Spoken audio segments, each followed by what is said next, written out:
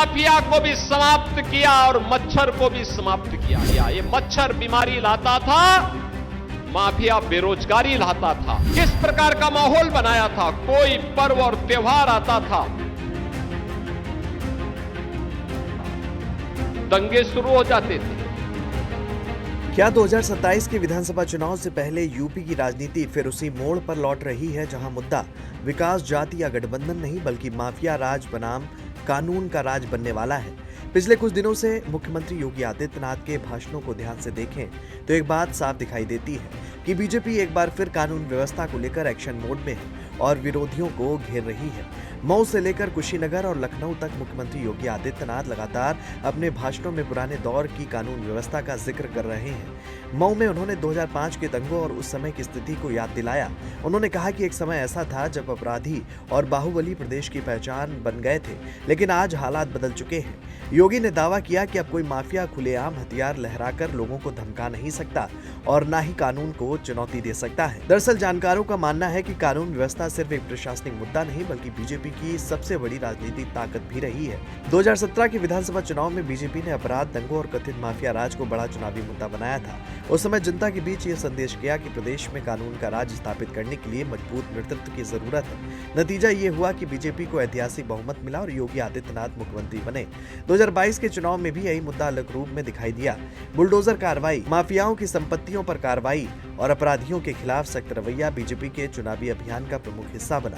विपक्ष इसे राजनीतिक कार्रवाई बताता रहा, लेकिन बीजेपी इसे कानून व्यवस्था की मजबूती का प्रतीक बताती रही। चुनावी नतीजों ने भी दिखाया कि नैरेटिव जनता के एक बड़े वर्ग को प्रभावित करने में सफल रहा। अब 2027 के चुनाव से पहले मुख्यमंत्री योगी आदित्यनाथ फिर उसी बहस को आगे बढ़ाते हुए नजर आ रहे हैं। कुशीनगर में उन्होंने कहा कि आज की 25 साल से कम उम्र की पीढ़ी शायद उस दौर को जानती भी नहीं होगी जब खनन माफिया, बालू माफिया और अपराधी गिरोह पूरे इलाके में अपना प्रभाव रखते थे। उन्होंने कहा कि पहले किसान परेशान थे, व्यवस्था पर भरोसा कमजोर था और कानून का डर अपराधियों में दिखाई नहीं देता था। योगी का संदेश साफ था कि बीजेपी शासन ने उस स्थिति को बदलने का काम किया है। पिछले कुछ दिनों की घटनाओं ने भी इस बहस को और तेज कर दिया है। लखनऊ की पीजीआई क्षेत्र में प्रॉपर्टी डीलर संदीप सिंह की दिनदहाड़े हत्या के बाद मुख्यमंत्री ने तत्काल समीक्षा बैठक बुलाई और अधिकारियों को कड़ी फटकार भी लगाई। उन्होंने साफ कहा कि कानून व्यवस्था के मामले में किसी भी तरह की लापरवाही को बर्दाश्त नहीं किया जाएगा।